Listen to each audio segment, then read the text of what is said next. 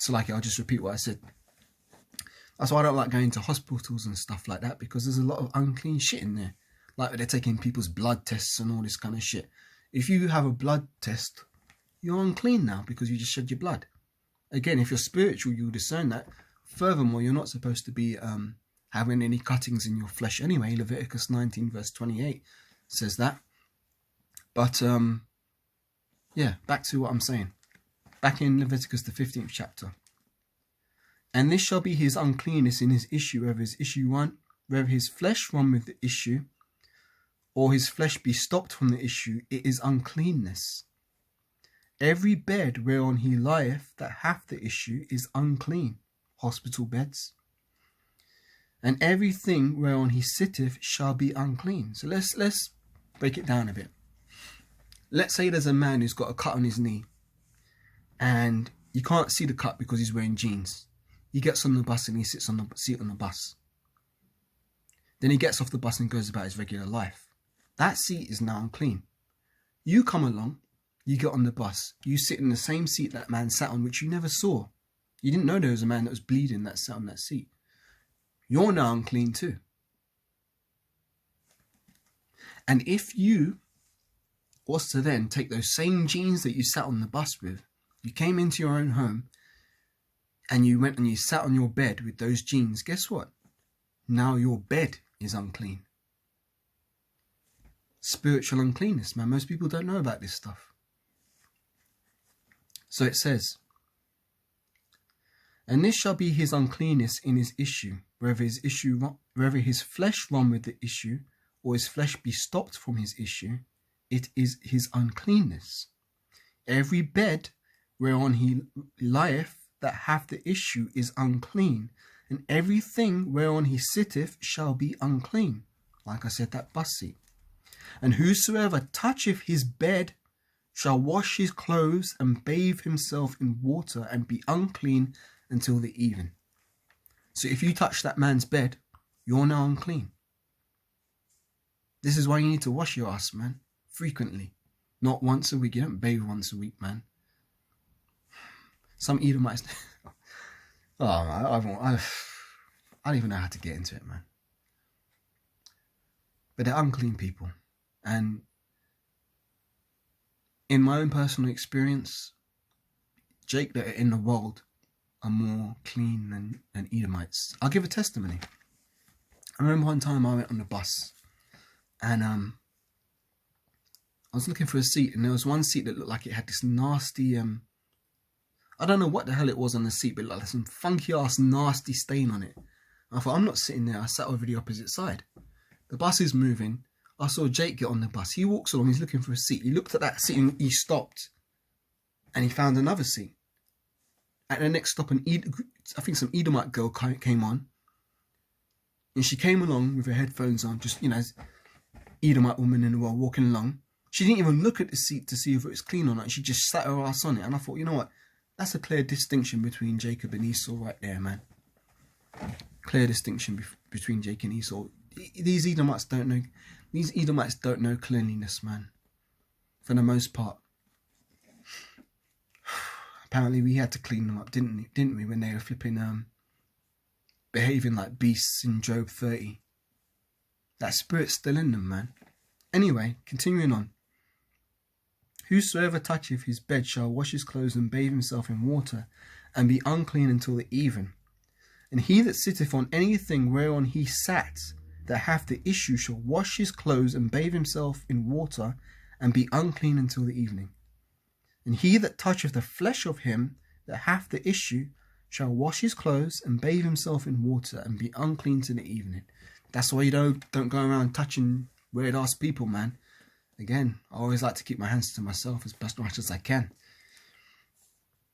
And if he that hath the issue spit upon him that is clean, then he shall wash his clothes and bathe himself in water, and be unclean until the evening.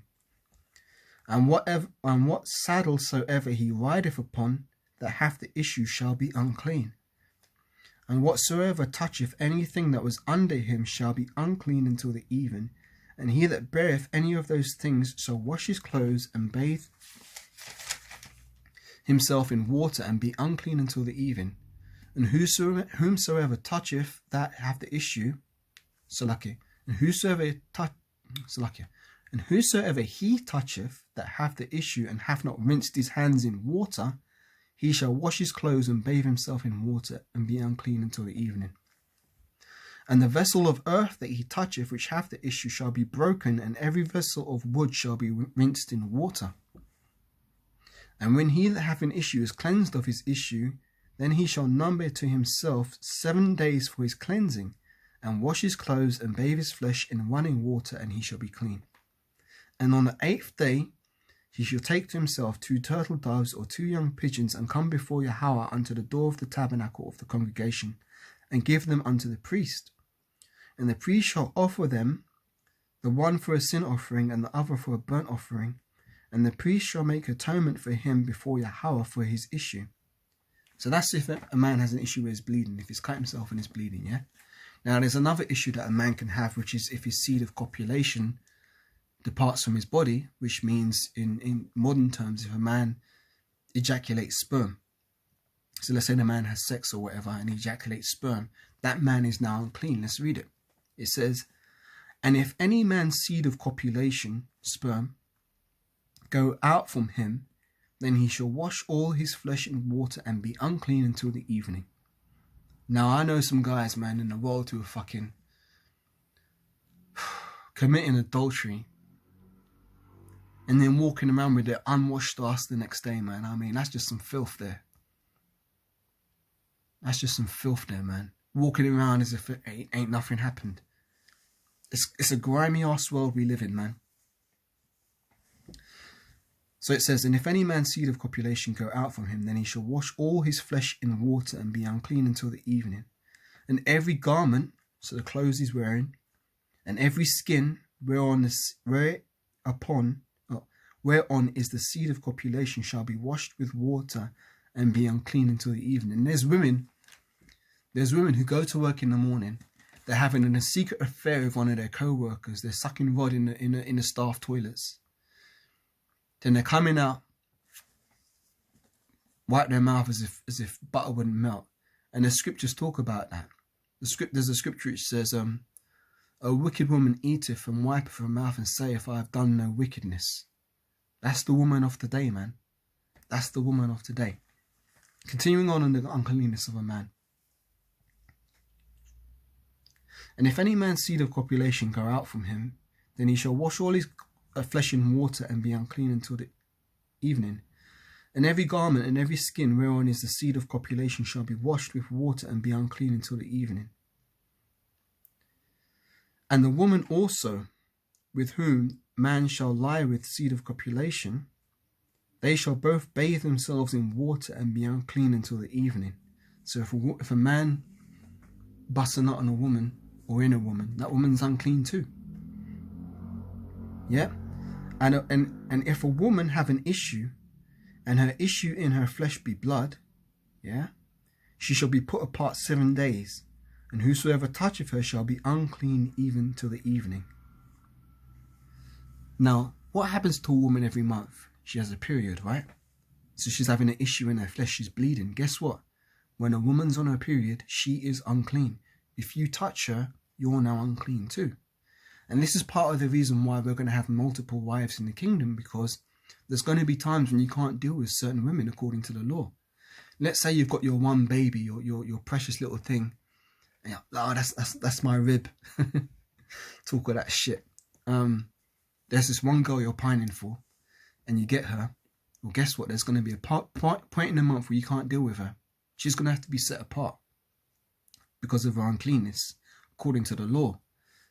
That's what I'm getting into right now. But the fact of the matter is that is part of the reason why men are supposed to have more than one wife. Because if you can't deal with this woman because she's on a monthly, then you deal with the next woman. She's on a monthly, you deal with the next woman. And then the next woman. So you're never without a woman. You know, it's not really all about sex. Because let's say even if you're not sleeping with a woman, she's still on her period, she's still unclean, she has to be put apart. You can't really deal with her in any capacity because she's unclean. And then she's walking around your house, sitting on your bed, sitting on your chairs, drinking out of the same vessels that you're drinking out of. she's making everything else unclean. That's why the woman is supposed to be separated for a period of time when they're on their, what's it called? A period. Why is it called a period? Because there's a period of time where the woman was supposed to be set apart. I assume. That's just me using my own logic. I don't know if that's true, but you know, when you just look at the meaning of the word, you just, you know, put two and two together. So let's keep reading. This is Leviticus and the 15th chapter and the 18th verse, and it says, the woman also with whom man shall lie with the seed of copulation, they shall both bathe themselves in water and be unclean until the evening. And if a woman have an issue, and her issue in her flesh be blood, she shall be put apart 7 days, and whosoever toucheth her shall be unclean until the evening. And everything that she lieth upon in her separation shall be unclean, and everything also that she sitteth upon shall be unclean. Now I'm saying that to say this. This demon-ass wicked woman in the street was cursing out this man saying, you're just a dirty-ass man. You're just a dirty-ass man. Get away from me. You can't tell me nothing. I'm a queen. I'm a queen. You're just a dirty-ass little man. Look at her. Her ass was more unclean than that guy in the street, even though the guy went in the truth. He was still a Jake, still an Israelite. He is above her in the spirit. The woman... From the woman came the beginning of sin, and through her we all die. Roughly paraphrasing. So there she was on her high horse because politicians and MPs and mayors like Sadiq Khan are blowing smoke up their asses. And there's a reason why I'm saying this is a beautiful thing, which I still haven't got onto yet. Let me finish this and then I'll explain why I think it's such a beautiful thing to see, because I know what it's leading to. And it's going to be all the more satisfying when this comes to fruition. So let's keep reading. It says, and everything that she lieth upon in her separation shall be unclean, and everything also that she sitteth upon shall be unclean. And whosoever toucheth her bed shall wash his clothes and bathe himself in water and be unclean until the evening. And whosoever toucheth anything that she sat upon shall wash his clothes and bathe himself in water and be unclean until the evening. Let me break this down. Once again, let's say you're on the train. You've just come out of your house, you're in your nice new, not new, but you're wearing your nice washed clothes, they're fresh and they're clean. You sit on the train. You go to your destination, what you're doing, whatever you're doing, going to work, whatever you do. Let's say before you sat on that train and the journey before, a woman had sat in that seat and that woman was on her period. So she has an issue of blood in her flesh. Guess what? She sat on that seat's now defiled. You come along, you've just had your nice wash, you've put on your fresh clothes, you sit in that seat, guess what? Now you're defiled too. Now you're unclean until the evening. You're supposed to wash yourself and bathe yourself in water, and you're going to be unclean until the evening. This is part of the reason why you can't keep the law perfectly in this society, because there's many subtle little things in these 613 laws that most people don't even know. If you ask a Christian about this, he'd turn around and say, nah, that's wrong. Nah, you're being too hard on women. Well, look, it's not me being hard on women. It's what Yahweh Hashem Yahshai put in his word. These are the rules of the game. Let's say you're playing a video game, right? I like to play video games. It's kind of like my thing. When you're playing a game, let's use Street Fighter, for example. In Street Fighter, you've got a health bar, right? And your aim is to deplete the amount of health points.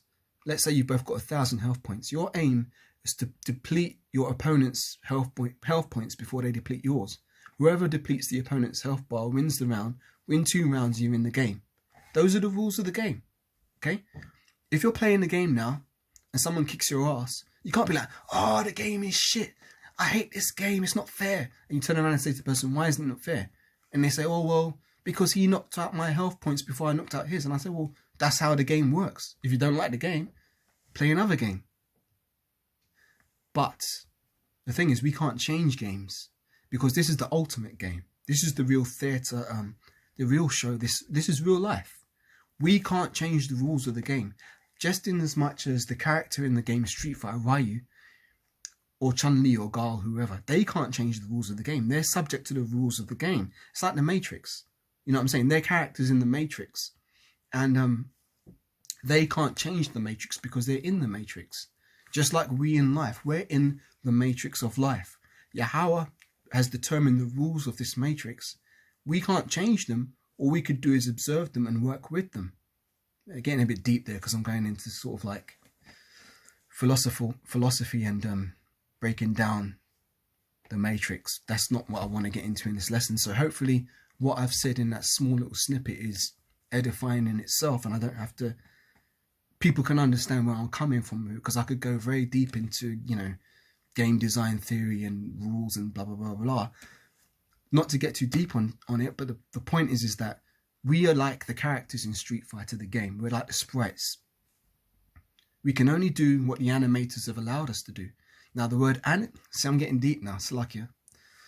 The word animate actually means to give life. So if you're an animator, you're giving life to something, or the illusion of life, because animation is all about the illusion of creating movement in something. You're giving life to something. You're animating something. So Yahweh animated us in these physical bodies right now, and he has determined the parameters of the game that we're in, which we could call the matrix. So therefore we are subject to the rules of the game. We are underneath we are within the system. We cannot step outside of the system because we are subject to the rules of the system. The only person that's outside the rules of the system is Yahweh himself. He's above all of this. He's above all of this. This is what he created. He's the Most High. But us, we're subject to his creation because we're part of his creation. We can't exist without him. And he put his spirit into us. Now, the reason why I'm saying that is to get back to the point that, so, you know, you can't change the rules. So a Christian might come along and say, oh no, but that scripture sounds too hard on women. It sounds sexist. Well, fuck you. Fuck you. Who are you to go against the will of the Most High? Who are you? Like, you know better than the Most High. He determined this is what's going to make a woman unclean. Whether we like it or not, it doesn't matter. Doesn't matter. We just have to accept it. You can bellyache and bitch and moan all you want about it, but you're not changing anything. You're only just making more a fool of yourself. Now, the wise man, this is how you get wisdom. To be good at any game, be it Super Mario, Street Fighter, Tekken, Mortal Kombat, whatever game you're into. Me, I like fighting games myself. That's why I name them. The way to become better at the game is to understand the rules of the game. Or let's say you're playing a sport. Let's say you're playing football, English football. And the rules of the game are that you got to kick the ball into the back of the net. If you kick the ball into the back of the opponent's net, you score a goal, you get a point. If the opponent kicks his ball into the back of your net, they get a point. And the aim of the game is to, at the end of 90 minutes, to score more points than your opponent's score. Those are the rules of the game. You can't change it. You can't all of a sudden say, hey, you know what, man, I'm sick of playing football. I'm going to pick the ball up in my hand and just throw it in the opponent's net. Would you score a point? No, because that's not in the rules of the game. That's a foul. Yeah? So therefore, you have to abide by the rules of the game. And it's just like this in real life. It doesn't matter whether we like it or not. We have to abide by the rules of the game. Now, the reason why you get wisdom when you know the rules of the game is that by understanding the rules of the game, you then learn how to engage with the game even better. You know, let's say you're playing Street Fighter. Again, I'll go back to fighting games. Let's say you're playing Street Fighter and you're both playing the same character and you know some special moves. So let's say you're playing, everybody used to play Ryu and Ken back in the day. So let's say you're playing one of the Shotos, Ryu or Ken, and you know 3 moves. You know 3 special moves. You know the Hurricane Kick, the Hadouken, and the Dragon Punch. Yeah? But your opponent doesn't know those moves, and you're both playing. So there you are, you're throwing your Hadoukens at your opponent, and he's getting pummeled by them, and he doesn't know quarter circle forward and punch, Hadouken back. You can counter it. You beat his ass. And then you play again, and you beat his ass again. And then you play again, and you beat his ass again. You beat him 10 times. Why are you winning 10 times? Is it because the game is flawed? No. The reason why you're winning 10 times and he's winning 0 times is because you understood the rules of the game better than your opponent. Now, this is a sort of like unwritten law in that Yahweh's got, where he always rewards wisdom in any field. So, let's say you're playing your opponent and your opponent lacks wisdom. He doesn't know quarter circle forward and punches is something he can do. So therefore, his overall surface area of knowledge is smaller than your overall surface area of knowledge. You have a wider area within to move because you've got more options than he has. So therefore, you have different options to deal with certain situations which your opponent doesn't even have a clue exist. So therefore, he has then become a prisoner within the fortress of his own mind. He's limited by his knowledge. His knowledge is very small, therefore his overall potential is small. Someone who knows more has a wider potential for movement and growth.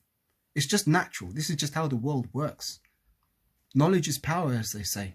That was the tagline from Mortal Kombat 3. Me, I'm a heavy fighting game fan. It's coming out now, but the point of the matter is that knowledge is power. And the real knowledge is the knowledge and understanding of these scriptures. So when you understand these scriptures, you understand the 613 laws, then you understand how, you know what, how can I better apply these laws or these principles to my own life? So then you start to apply the knowledge, because it's one thing to acquire knowledge, but knowledge is no good if it's not applied. Knowledge is no good unless it's applied. That's why you need experience. And if you're not getting experience and you're just sitting there with knowledge, I'm good because I know this, but you haven't tried it out, do you really know it? Have you really got experience? That's why the apostles are men that are worthy of such great respect. You know why? Because they have the knowledge and they've been applying the knowledge for over 30 years. And that application of the knowledge and that time has matured their spirits to, I'm going to say this, and I say this in all sincerity, that the apostles are beautiful men. I've never met them in real life, but just based on their spirits and their teachings and the way they conduct themselves, those are true men. Those are true examples of how men should conduct themselves on this earth that we can see. You know, whereas most of the world won't acknowledge the apostles, they'd look at more like flipping Prince William or Prince Charles, or let's say one of these politicians, was not Tony Blair, but let's use Joe Biden. People look at Joe Biden as some wise man, a great man. These aren't great men, these are wicked men. They don't know nothing, they're not applying the scriptures, they're not doing the will of Yahweh Bashim Yahushai. The will of Yahweh Bashim Yahushai is made clear in Ecclesiastes 12 and 13.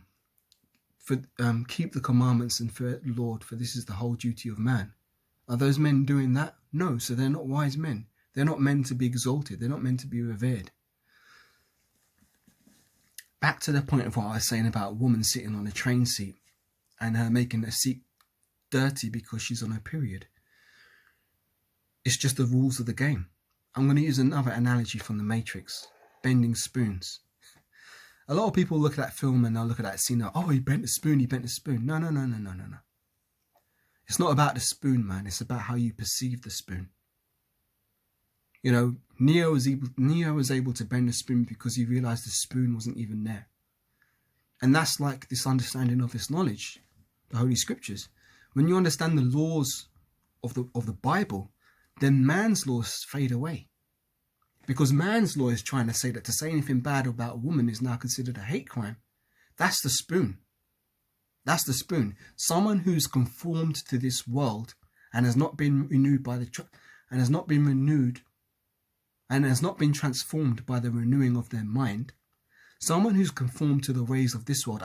I've encountered this in my own life. I know guys who talk shit to me because I wasn't taking it from women. I was telling him that women ain't. I was telling him as it is, man. Women ain't all that, man. Women are full of shit. All this stuff. He's like, no, I don't like it. I think you're being too harsh and blah, blah, blah, blah. You shouldn't talk shit about women. Your mum's a woman. Would you talk shit about her? That's what the nigga said to me. But you know what? His ass was wicked anyway. He didn't want to hear it. He wanted to be a simp because he was getting his pussy from having his adulterous relationship, and I cursed his ass out. And I told him the score, man. I told him, look, man, you're going off, but you didn't want to hear it. Fine, you're out of my life. I ain't hanging around with you no more. Anyway, that's the spoon. These man's laws are the spoon. If you want to bend the spoon, understand the scriptures, and then you realize man's laws don't even matter. Man's laws don't even matter. Yahweh Bashim Yahushai's laws are all that matter. So let's get back to this. It says, and whosoever toucheth her bed shall wash his clothes and bathe himself in water and be unclean until the even.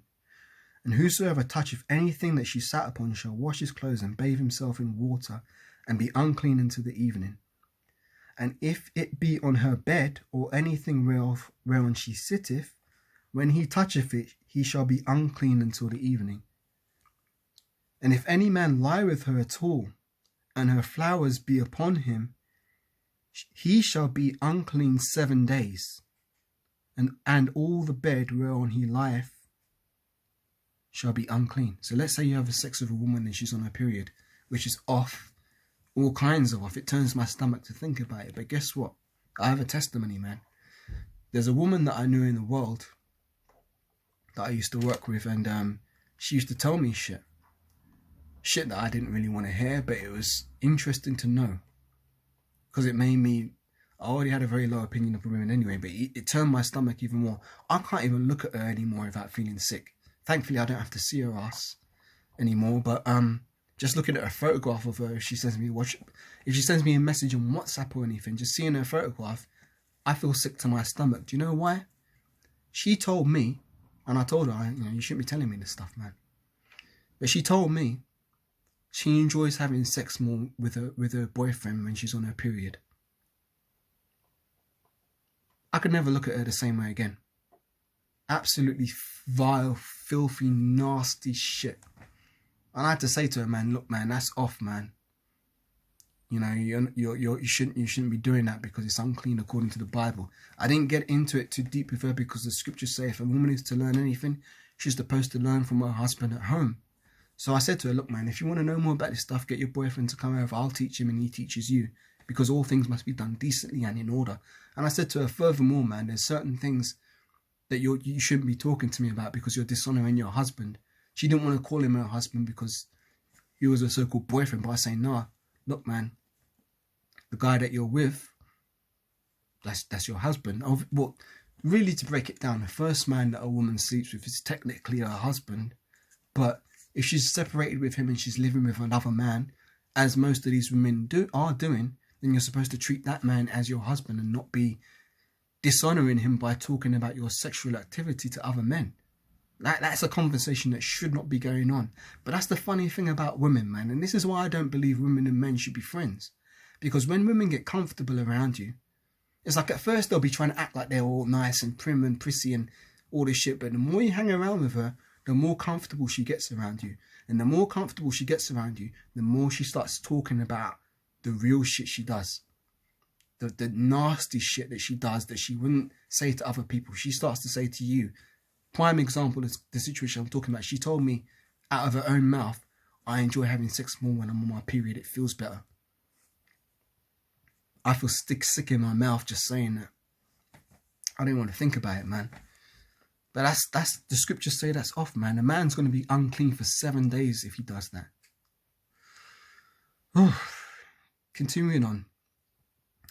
And if a woman, this is back in Leviticus 15 verse 25. And if a woman have an issue of her blood many days out of time of her separation, or if it run beyond the time of her separation, all the days of the issue of her uncleanness shall be as the days of her separation, she shall be unclean. So if that woman keeps bleeding, she's going to be unclean. Prime example of that is the example of the woman who had an issue of blood, and she touched the hem of Yahushai's garment, and he felt the spirit that someone unclean had touched him, and the disciples were like, but you're surrounded by all these people. How can you tell someone's touched you? And then the woman came forth and she confessed what she'd done, and Yahushua healed her. So for you Christians who don't want to accept this Old Testament law, how do you explain that? That's in the New Testament. You ain't got no answer, have you? Fucking simps. Fucking effeminized simps. That's all you bitches are. Sorry to put it like that, but this is how I feel my spirit's coming out. You bitches have enabled these women to get up high in the society. I mean, let me say something else.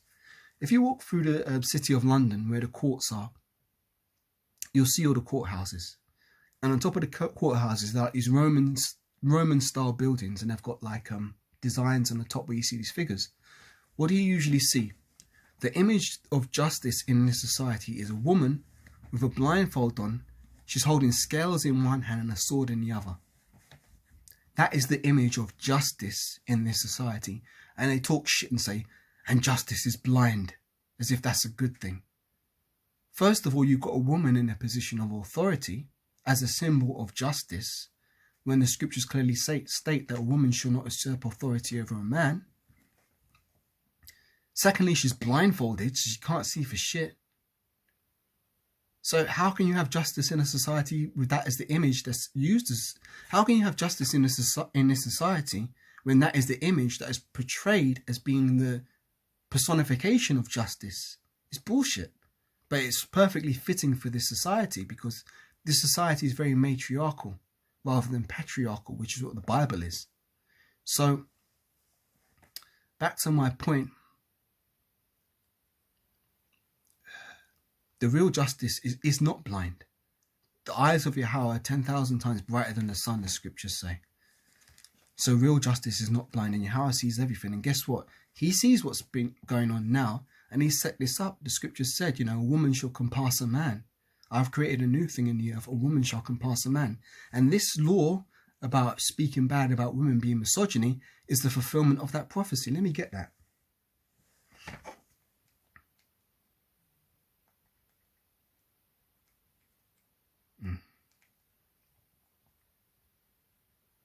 No, it's in Jeremiah.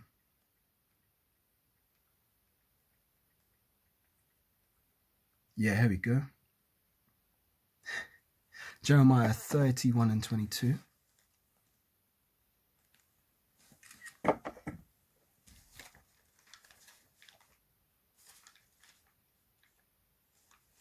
This is Jeremiah chapter 31 and verse 22. And it says, how long will thou go about, O backsliding daughter? For Yahweh hath created a new thing in the earth. A woman shall compass a man. So that's why I say this is beautiful. Because this is the fulfillment of Jeremiah 31 and verse 22. I just read it, didn't I? No, yeah. Jeremiah 31 and 22. This prophecy is coming to fruition. It's being fulfilled by these laws being passed. That's why I say it's a beautiful thing, because I can see how this is playing out. Do you know how this is playing out? And this is why it's beautiful. Because these women are getting so empowered in this society that they think they don't need a man. So they trust in this society. 100%. This is their everything. There's a saying in the world, you shouldn't put all your eggs in one basket. Well, these women are putting all their eggs in this one basket, which is Esau society. When this thing goes down, they are not going to have anything to stand